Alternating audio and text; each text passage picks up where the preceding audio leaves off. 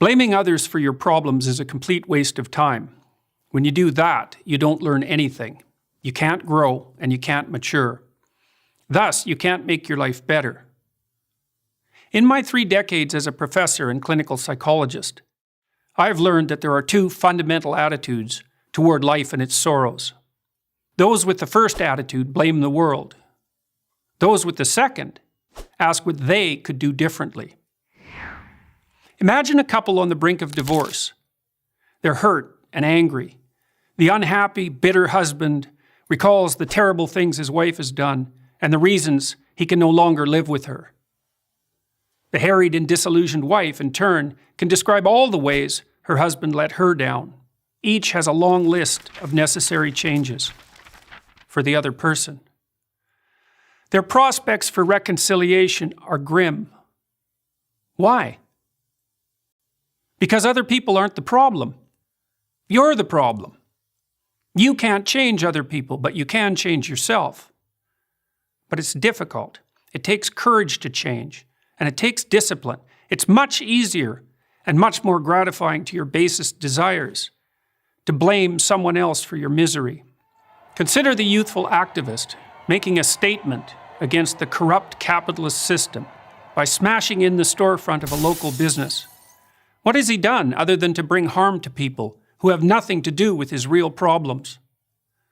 The guilt, doubt, and shame he will inevitably feel in consequence will have to be suppressed so his beliefs can remain unchanged. And that suppression will do nothing but foster his anger and alienation. In the play The Cocktail Party by American English poet T.S. Eliot, one of the characters is having a very hard time of it. She speaks of her profound unhappiness to her psychiatrist. She tells him that she hopes her suffering is all her own fault. Taken aback, the psychiatrist asks why. Because, she tells him, if it's her fault, she can do something about it. If it's in the nature of the world, however, she's doomed. She can't change everything else. But she could change herself. Now, there are people who seem to be consigned to a terrible fate, but most of us aren't. Most of us have a chance to make our lives better. But how? Start small. Ask yourself a few questions. Have you taken full advantage of the opportunities offered to you? Are you working to your fullest capacity at school or at work? Have you, in other words, set your own house in order? If the answer is no, try this. Stop doing what you know to be wrong. Stop today. Don't waste time asking how you know that what you're doing is wrong. Inopportune questioning can confuse without enlightening and deflect you from action.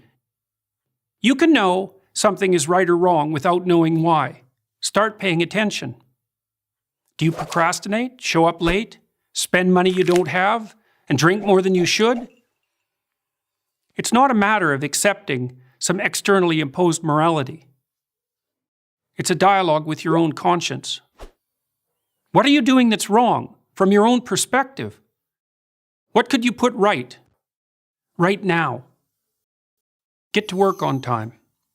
Stop interrupting people. Make peace with your siblings and your parents. Diligently utilize everything you already have at hand.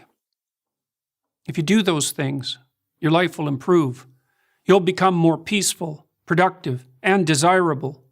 After some days or weeks or months of attentive effort, your mind will clear. Your life will become less tragic, and you'll become more confident. You'll start seeing right from wrong more clearly. The path in front of you will shine more brightly. You'll stop getting in your own way. Instead of bringing trouble to yourself, your family, and your society, you'll be a positive and reliable force. Your life will still be difficult. You'll still suffer. That's the price of being alive. But maybe you'll become strong enough to accept that burden, and in that fashion, even come to act nobly and with purpose.